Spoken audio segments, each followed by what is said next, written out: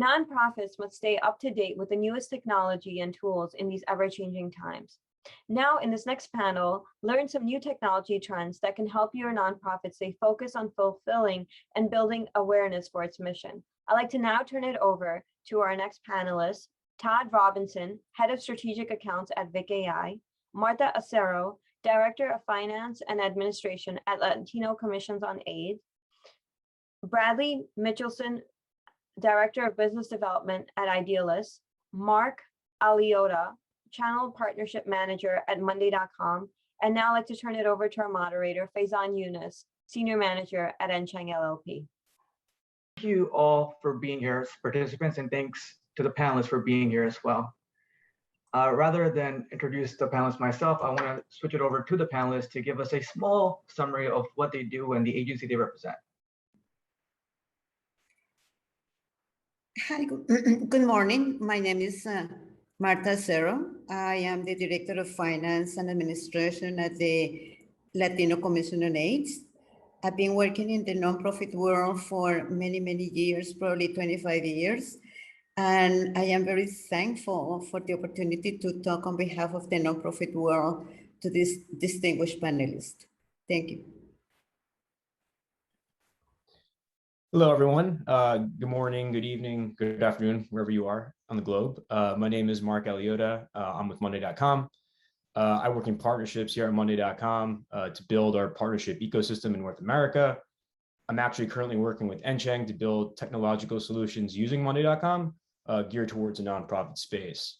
Just to give everyone a short summary of Monday.com, it's a work operating system, or Work OS for short. It's a SaaS-based software as a service. The technology we offer really just serves as a single pane of glass for organizations. So it allows individuals and teams to consolidate all of their workflow into one spot so they could collaborate a whole lot easier, track work a whole lot easier, and build ownership a whole lot easier. So there's a bunch of technical aspects to Monday that we'll probably get into today, but that's Monday in a nutshell. And I'm looking forward to this discussion today with everybody. Hello, everyone. I'm Bradley Bigis. I work with Idealist.org. I'm actually in the office today. We had like a sort of staff lunch, even though we're not permanently here, but it feels so much different to be actually like in a physical place. Probably many of you are working from home. At Idealist, we are one of the global leaders in connecting people around social good. We have about 135,000 organizations on our site that post jobs, internships, and volunteer opportunities, which are seen by tens of millions of people a year. I think there's been over 1 million jobs posted on our site since we started in 1995 or 6. And at the organization, I sort of lead our growth efforts to see, what markets we can expand into, not from a revenue perspective, but just from a partnership perspective, what university systems and associations and groups want to know how to best connect with others in the social good world. And as part of that, I also developed our iOS application, which is sort of the world's first social network for social good, and have just continued to lead our team into sort of new territories. And we appreciate NCheng for inviting us to be part of this. And I'm also a very open person. So if you want to email me, reach out, bradley@idealist.org. Hi, everybody. My name is Todd Robinson. I'm the head of strategic accounts for Vic.ai.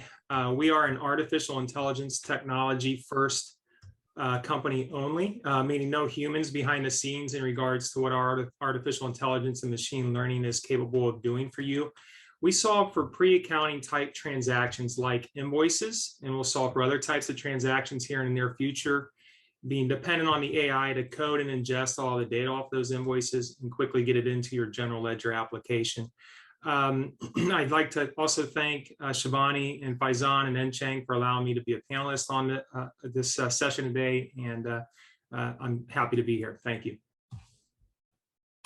Thank you guys so much. And this is really, technology is near and dear to my heart. And I can say that I work with Mark, Todd, and Bradley closely. So these are not tools that we don't use. We use all these tools in-house. So I'm a huge fan, and having Martha here, letting us know how the organizations have had to deal with challenges in the remote world is going to really allow us to have a really meaty conversation.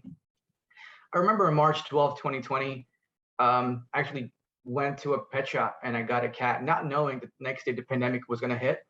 And lo and behold, the next day we went fully remote. And now I have a cat friend who, if I could go back, maybe I wouldn't get a cat. Maybe I'd go the dog direction. But no one knew that we were going to go remote, and it happened. And technology is the great equalizer. We were able to hit the ground running. And for most of our clients, we had to help them go remote.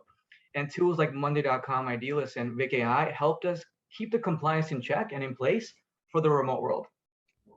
Nonprofits are known to be slow tech adopters, and we've seen this shift incredibly during the remote world. I've had to host more Zoom meetings, and I've seen that transition happen very quickly in the last few months, where I've had clients who I thought would be slow to adopt to Zoom really adopt effectively and efficiently, and even to a point where they're the ones that are hosting the meetings.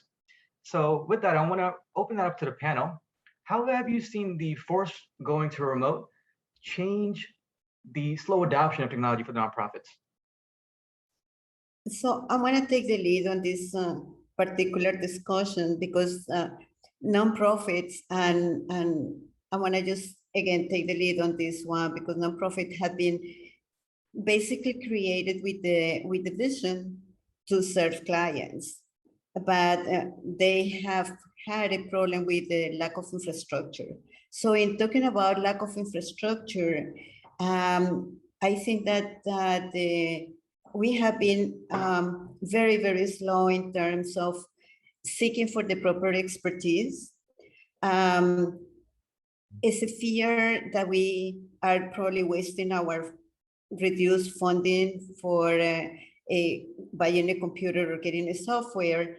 And then after that, there is a lack of training, proper training as to how to use the computers. So in lieu of all of these problems that we have as infrastructure rooted into the nonprofits, the fact that we all of a sudden had to jump into the remote transition, I think it was something that it was very crucial for us, for all of the nonprofits. There were some that were already ahead of the game. There were some others that they were very, very reluctant to jump into getting into the Zoom conferences. They couldn't really understand what is going on. But again, the jump was so fast that we didn't really have enough time to get the proper software and then the proper training. Aside of that, we had a lot of programs that needed to run and a lot of projects that needed to be accomplished, and we didn't know how to do it. And I think that part of the problem that we also face is the culture that had been really hard and strange, of being afraid of change and not understanding exactly what we need, when we need it, and how to apply the knowledge that we are in some way applying to. So with those problems in mind, I think it is just very good to, at this point in time, pass the torch to Mark and see how, with all of these problems, how your company have and has been helping nonprofits in those aspects. I think I want to add a layer, Martha, but no one in the panelists knows this. But Martha, could you tell us where you are today? Well, I am at the south coast of Spain. I am in Costa del Sol right now, and well, actually, right now it is 7:33 p.m. So it's a very nice time to go out and have a tapas. Well, thank you for spending time with us instead. I believe, Todd, you serve on some nonprofit boards, and I'm sure you've dealt with these challenges as well. Certainly, and I could add my experience from serving on a few nonprofits. These were community nonprofits a number of years ago.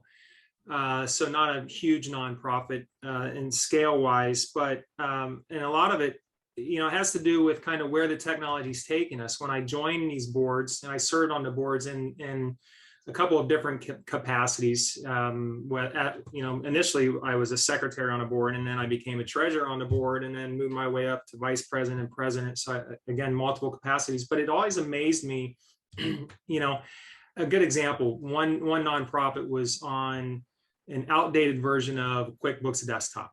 Okay. And as a treasurer who doesn't really have an accounting background or a bookkeeping background, who's responsible for the finances of that nonprofit, that was extremely scary to me. The first thought that came to my mind is, why isn't this nonprofit outsourcing that to a knowledgeable professional person from the accounting industry? And secondly, how could we still be on desktop? It's just crazy. If you look at how the pandemic has accelerated the need to embrace the technology, to embrace this digital transformation and move more into the cloud.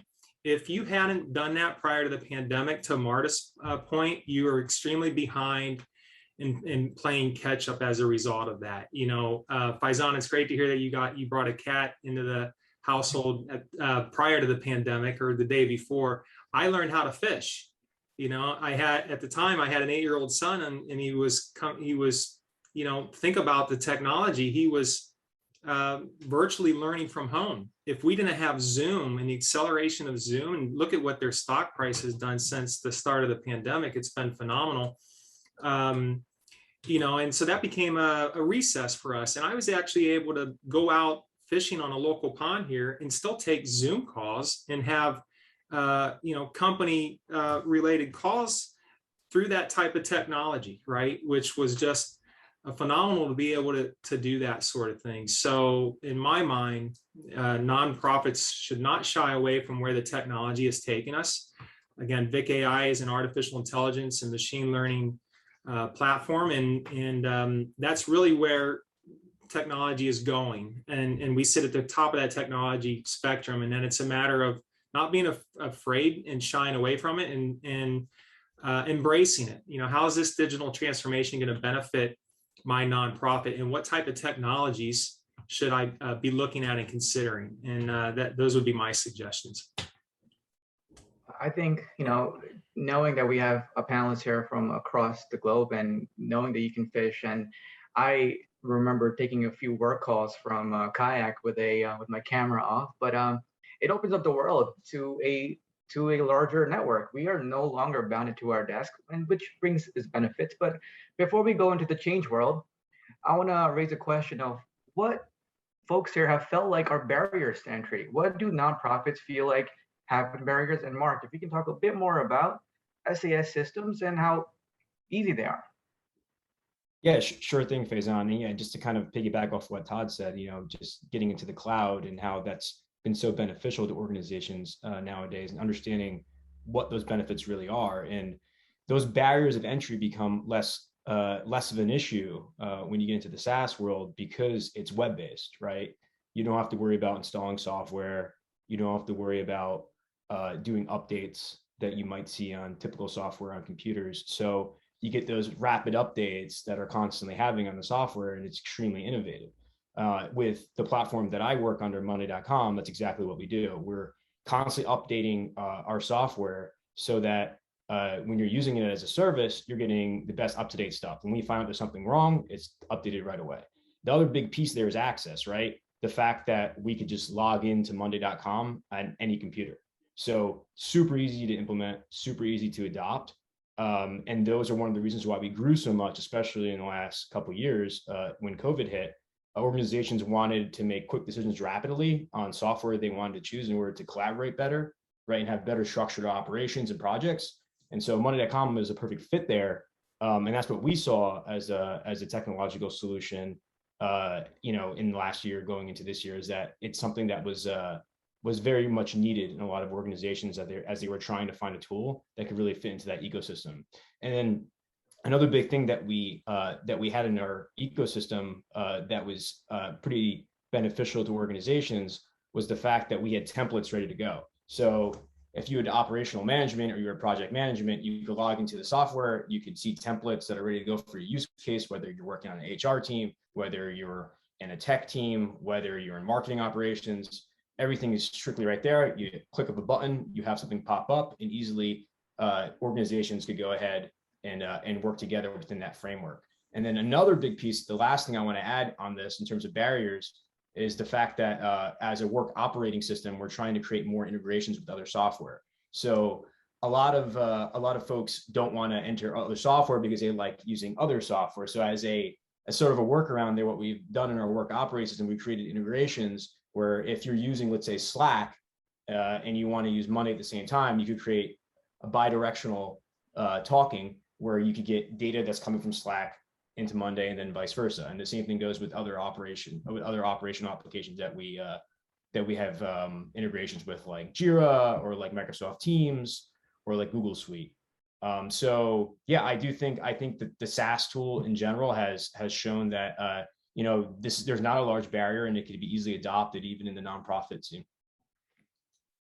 Yeah, the way so we use Monday.com internally at the firm level, and it went from being a nice to have tool to help us really recreate the workflows. Like me walking over to Shivani's desk and saying, Shivani, can you have a look at this?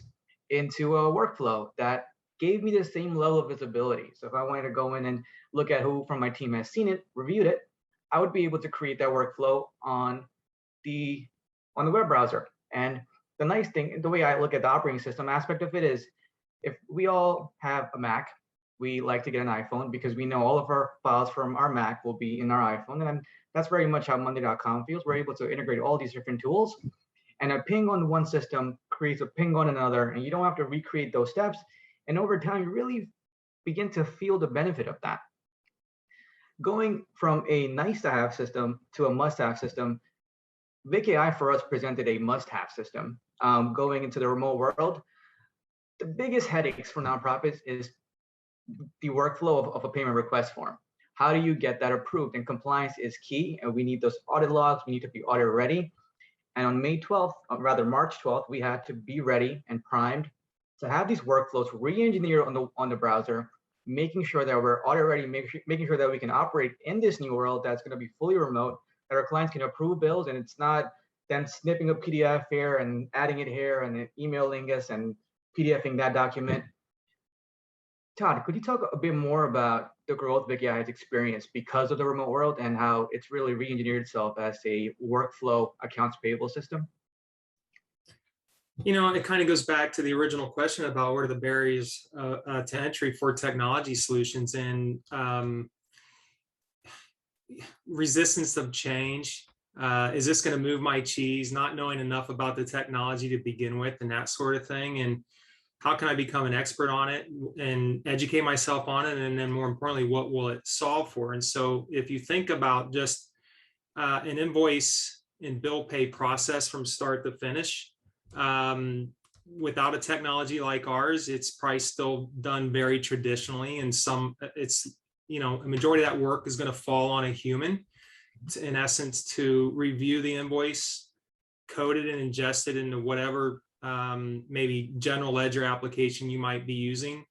There might be some approval requirements where a senior level person needs to approve that invoice to pay the vendor, and then that might have to get routed up to a controller or a CFO, or in this case, in a nonprofit, maybe the person that's serving on the board that's responsible for the finances would have to approve it. And again, if it's done traditionally, it's probably been solved for through like an email collaboration of some sort. There's no audit trail there. Emails are going to get lost or get deleted. And so in my mind, this also is not about just embracing the technology. It's also about the compliance behind all of that, and it's an entire process from start to finish. We get categorized in as kind of an accounts payable solution, but we don't do bill pay. We solve for invoice processing and ingestion by leveraging the AI to code all that data for you. And that, there's benefits to that, like reduction of human error and things getting incorrectly coded. You have a built-in audit trail, again, as I mentioned, in regards to those approvals. And so things are getting captured much more quickly and accurately and routed through that entire process from start to finish to ultimately pay the vendor. And that's giving us back a tremendous amount of time in a day, and we're operating more efficiently, and we've embraced the technology to solve for that. So, traditional methodologies, and this is the way we've always done it is a huge barrier, and how do we go about overcoming that, and so that would be kind of my response to the second part of your question there, Faizan. We in the nonprofit space love compliance. So all of these tools come in together and create a really nice package. Bradley, on your end, resistance to changes seems to be a topic here. How have you seen these job postings shift?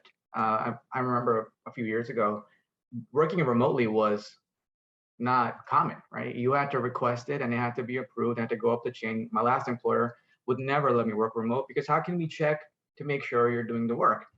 How has that shifted at Idealist in the remote world? Yeah, it's amazing the shift. Before we get to that, I just want to let everyone know for the record that I'm a dog person, and I think that everyone should go and adopt a dog during the pandemic. There's still time left before you are fully in person, and maybe you will even have an excuse to not go back into work if you have a dog. So I just want to put that out there. So yeah, it's been fascinating to see. We're a nonprofit ourselves, and we're one of few tech nonprofits. We are a software company. We're completely digital. So Idealist wasn't totally unprepared for this, but the speed that everything changed, basically overnight. I mean, we were working in person, and how many nonprofits that are part of our community reach out to us and said, well, what are you guys doing? How can we, get on with our lives, and how do we do this? And it was amazing to see that looking for jobs, and we're a hiring platform, there's probably 8,000 or 10,000 jobs on our site at any given time, all in the nonprofit sector or social impact jobs that businesses have, such as like diversity inclusion initiatives and that kind of thing. So it was amazing to see that number drop by like 2/3, and basically no one was hiring. No one knew what to do. And from like our perspective, it was just like a standstill in the industry. Everyone was sort of like embracing what to do next. And then we started getting in, and we build our technology almost purely based on what our users are telling us. Either our users being people who are job seekers, or seeking out volunteer opportunities or internships on our site, or those HR administrators who are using our site to find people. And immediately from both sides, everyone was searching the word remote. I mean, we daily are looking at, what are the top searches on our site, and remote was all over the place. And I think even as a tech nonprofit, it took us a couple of months to do this, but we implemented it relatively quickly, which was just add the word remote much more prominently on the site, in listings, in searches, all over the place. So people could always have the ability to say on remote, to like choose remote, whether this was going to be a remote position or they were only looking for a remote position, which obviously that's basically what everyone was doing. And then we even refined that to actually have part-time remote, because then we realized actually a lot of people were still going into the office, not a lot, but some people were still going to the office, or the sort of like program specific, in-person specific nonprofits that you see, on your daily lives, just, the food banks and the churches and the hospitals, and like those still had in-person elements. So then it was sort of half remote. And that like immediately sent us like the numbers were amazing. I mean, for us, it was a huge percentage increase of traffic from Google, because that's what everyone in the world was basically searching for. So and the nonprofits who were able to adjust that quickly with their, and we did that where we build tech. The nonprofits that were able to adjust that quickly within a few months, okay, we're going to do our events digitally. We're going to do our fundraising digitally. We're going to do, all of this now online. Really, we're the ones who have sort of like, made it out on top a little bit better. And I'm sure that's, partly due to firms like NCheng who have helped them through that process. So besides like, changing our business model and understanding what products we need to buy, or to build to help everyone in the industry, we saw that there was just a culture shift within the nonprofit sector. And that culture shift was, and everywhere really, how do you create that same culture that you were once in the office in person? And everyone, I think, to some extent had this like excuse, okay, well, I'm at home. I've never had the ability to work from home. To Faizan's point, it was always like a singular, okay, you happen to, your family left this area, so now you have to live in another area and we'll let you be remote. It was such a specific instance. It wasn't just that like everyone, is remote all of a sudden. And I remember the day that we all sort of like came to the office, and I think it was actually March 5th. And we had our like Wednesday company meeting, and we were like, okay, everyone go home. And we're like, what do we do? What are you talking about? Like, how do we do this? We were a very like in-person group. We're relatively small as an organization. So we'd be eating lunch, every Wednesday. We had our company meeting every Wednesday. We had what we call tea on Thursdays. So, and we were sort of experimenting with a lot of these platforms, but it was basically use every technology tool that you can to start connecting, whether that's Slack or Trello for communication or project management, or Asana for project management communication, or just more Gmail chatting, or, figuring out what your internet was best for. Was it Zoom? Was it Gmail? Was it Microsoft Teams? Was it, this is what everyone's going through, all these platforms. And, just to give you an idea of some of the ones that we're using, Pivotal Tracker and Asana are really sort of project, and Trello or project management. Pardot and Gmail and GChat are, Slack and GChat are really like the communication. Our customer relations management softwares are really Salesforce and Pardot, which are also email service providers. Then we have Zenefits and Expensify. And then we started having all this stuff on Google Analytics, and then Tableau Analytics, and our own analytics. We built then our own like data systems and reporting and from our backend. And this is sort of like, and we are technology, so we like doing this kind of thing. But for us to sort of do that was really just so we could tell others, this is maybe what you can do or what you can't do. And I think probably Monday.com seems like a good solution, even though we don't use it. But it seems like probably what most people need is just like bring all those things together, so the culture is in one place. And we're still thinking about that, like how much do we want to communicate? And I think we became a lot more efficient. And I think a lot of people saw that if they were able to successfully sort of maneuver through this last 18 months or so, they became more efficient organizations. And you also became even communicated more than you did in the past, because you could communicate with everyone all the time, sort of at your own freedom. But it wasn't that you had to be like stuck in the office when you're in like one mindset and like waiting to go home to your family or your dog or your kids or whatever the case. So it was a really interesting shift of like efficiency and all of the communication touch points. And perhaps it's Mark can maybe touch on a little bit more about what Monday does to bring those all together. And maybe specifically, even though for those nonprofits that are on the webinar that are actually looking for like tech, like tech solutions, maybe you can say how Monday compares to some of those that I had named off. I think Mark got a little bit of heartburn when he heard Asana. Just a little bit. But Mark, I mean, we're friends now, so we're not. We can make really take Monday.com. That's just put in that discount code. We're but really like the theme of what I got, what you were saying is just like, I think we went to a situation here where we just started adopting a lot of tech stack, right? Just to address all of these needs that came to be. And it kind of led to a odd issue of like almost like over communication where we have like too much going on in too many spots. And I think that's why we grew so significantly last year, was because it was a way to kind of structure all that communication. So we have Monday boards, right? And so you could structure the boards within workspaces, which are within departments. So instead of just having over communication where maybe you're slacking people or you're zooming people, ad hoc on anything, you could have a consolidated area that's for a specific subject matter where only certain team members are on it, right? So the collaboration becomes more specific. So I think that's a lot of the value that Monday.com brings. If it's structured properly within an organization, you could really drive a lot of that impact around operational management and project management. And that's where we saw, a lot of success. And then just to go in the theme of collaboration, that's exactly what's going on. What's key there is that it's enhancing collaboration. That's what our platform essentially does, which is leading to a lot of productivity, because you don't just want people just, run amok communicating. You want the communication to be structured. And I think what our boards do specifically is they create that structure to communication that allows you to drive impact for the organization and have the actual steps that become visible and transparent that get you to the goal and the finish line where you want to go when you're running a project, you're running an operation. So all of it really comes down to design around your tech stack. And it takes time to figure that out. You adopt a lot of tech stack and then you're trying to figure out like, it helps me there, but is it siloed? Is it too siloed, this tech stack, or is it really contributing to more productivity?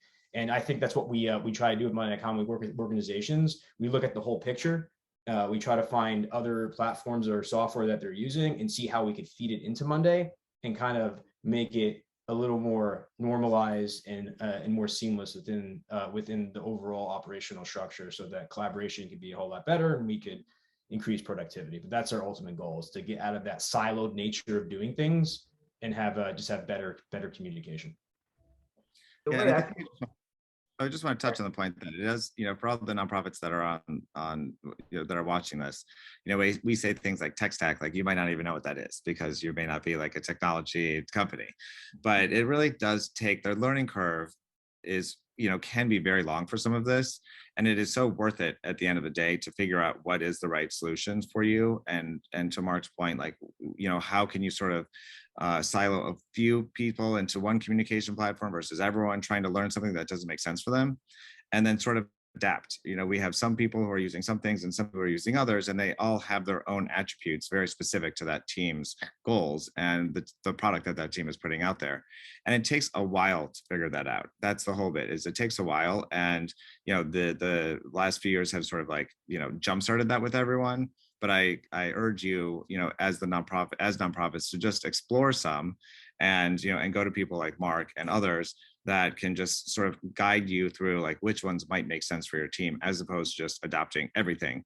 And that can be very overwhelming, because then you don't have the buy-in from your employers, then you don't have the buy-in from your board, then you don't have, you just feel like you're putting resources of time and money into things that don't quite make sense. So anyway, just I don't want everyone to feel overwhelmed by the way that we're speaking about this, because it really only takes one or two people on your team to sort of lead the efforts. And as long as they know it, then a lot of training can happen for the other members of your team. And I know a lot of us, do specific trainings with our customers that, that help them through the product. And I would highly recommend people take advantage of that type of thing as well.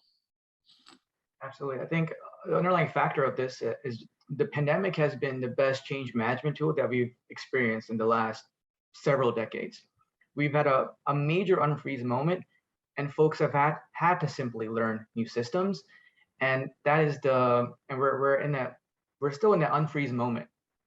Folks are still willing to learn. And I think nonprofit organizations should really use that as a tool to drive all these changes home and really operate more effectively and efficiently.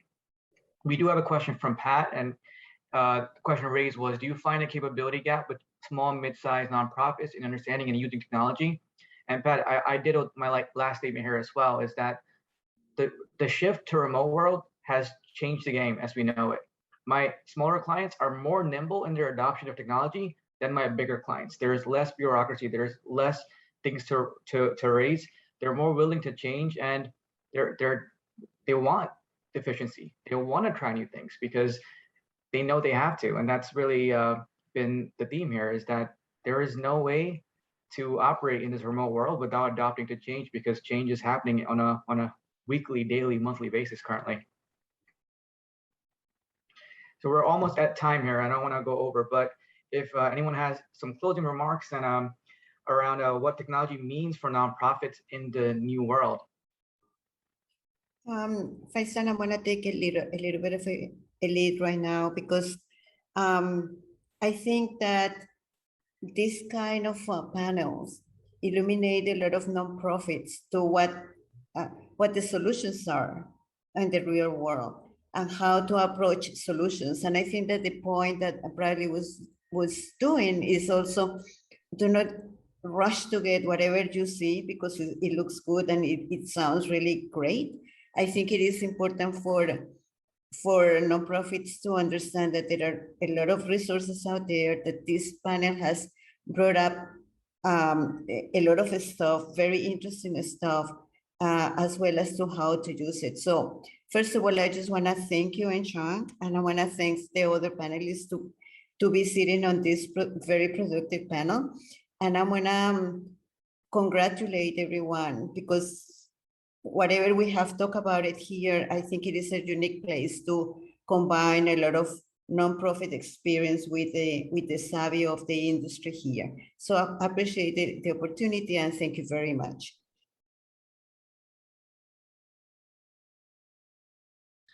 Faizan, I'll just touch on a couple of things too, just to sort of like close out from an HR perspective to all the nonprofits. You know, I suggest to take this time to sort of like diversify your teams and think about remote work. You know, we found that we didn't want to require everyone to come back into New York City because we just wanted a broader amount of personalities and cultures and people from all over the world to be part of our team.